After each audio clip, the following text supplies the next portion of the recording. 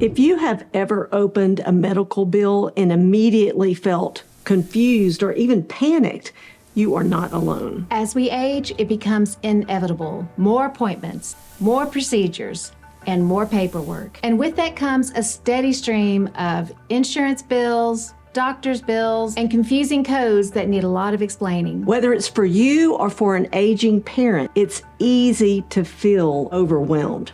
But we've got a simple 3-step system that will save you time, money, and a ton of frustration. And it all begins with one principle: never ever pay a medical bill until you receive your EOB, explanation of benefits, from your insurance carrier. And we're going to break it down for you next. Step 1, create a medical folder. Set up a file, whether it's physical or digital, and organize everything by date. This is where you'll keep copies of bills, insurance letters, receipts, and most importantly, EOBs. Now, if you're wanting to digitize these documents and not keep a manual folder, we have made a video that shows you how to digitize all of your important documents and set up a proper file structure. If you want to get to that video, just look in the description below. But even if you are sticking with paper for now, just be sure you keep all your information in one place and keep it in chronological order. It'll save you later. Step 2 is fairly simple. Wait. Wait, wait.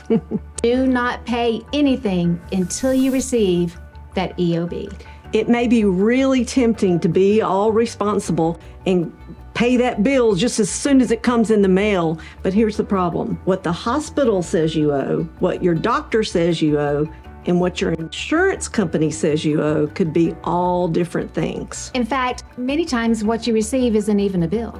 It could just be a statement or a pending invoice. And it can take weeks, even months, to actually receive a bill. And if you're unsure as to whether it's a bill or not, call and ask. They'll let you know. Even if it actually is a bill, it still may not be correct. I've called for clarification before and had nurses tell me, just wait an extra billing cycle. It's like everyone recognizes the system's flawed. So a good rule of thumb is to wait 30 to 60 days before you pay anything, unless you are certain that everything's been processed. Yeah, and it doesn't mean that you're avoiding the bill. It just means that you're taking the necessary precaution to make sure that you don't jump the gun and overpay.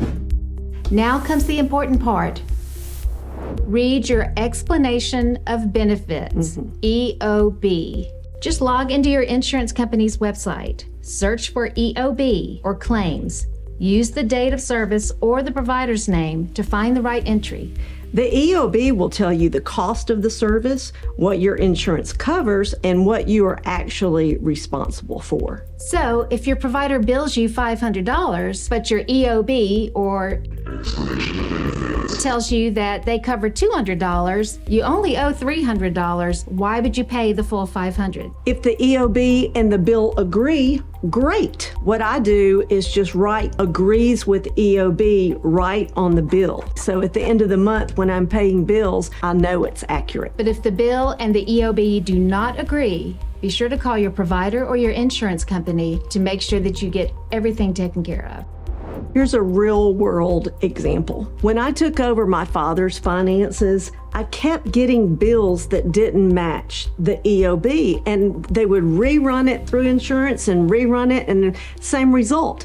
Finally, we figured out sometimes had used his full legal name and on other times had used his nickname. So when the insurance was filed, and the name that I used to register him at the hospital wasn't the same name, the insurance company denied the claim because the identities didn't match. Wow.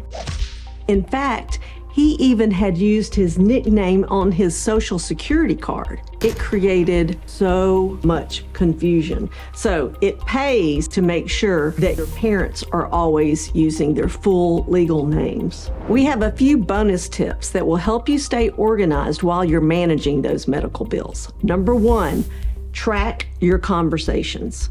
Whenever you speak with a doctor's office or an insurance company, Write the name of the person you spoke with, the date and the time, and a summary of your conversation. I use a note-taking app to do things like this, but you can just use a regular spiral notebook if you wanted to. That way, if anything gets escalated or sent to collections, you've got a full record of who said what and when. Next, ask for an itemized bill. If you feel like something doesn't look right, ask your provider for an itemized bill. You can look for duplications or errors and make sure that whatever they're asking you to pay for was something you actually had done. Now, here's a cautionary tale that I didn't know about. I couldn't believe this. I saw a report on NBC News last night that talked about a man who went into his doctor's office to get a simple steroid injection. When he got his bill, he saw that they had charged his insurance company $14,000 for this simple injection. I think he paid out of pocket $700. So he called to clarify what the charges were, and they said, oh, well, that's because it's a hospital cost. And he said, no, I didn't have it done at the hospital. I went to my doctor's office. And they said, it doesn't matter. It was a hospital-affiliated clinic. So when you have clinics or outpatient clinics, anytime you get an MRI or a colonoscopy, check to make sure it's not hospital-affiliated. If it is, they can charge you facility fees. The man ended up going to another clinic that wasn't hospital affiliated. They charged him $38 for the same injection. So before you schedule a procedure like CT scan, an MRI, or colonoscopy, ask if the clinic is hospital-owned or hospital-based. Ask if there will be a separate facility fee. Ask if the fee is covered by your insurance. Because sometimes the insurance company will not cover the full cost of the facility fee. You've probably heard of surprise medical bills, like when you have a procedure done, but your anesthesiologist is out of network when everything else is in network. Federal protections now exist under the No Surprises Act, which may protect you from surprise charges. If this happens, call your insurance company and ask about your rights. Also be aware of balance billing. That's where your provider will bill you for what insurance did not pay.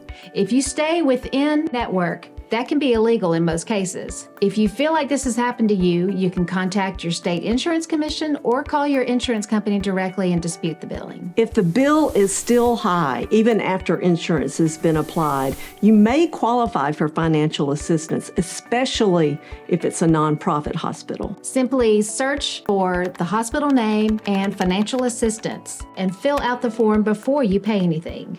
Even insured patients can qualify based on income or hardship.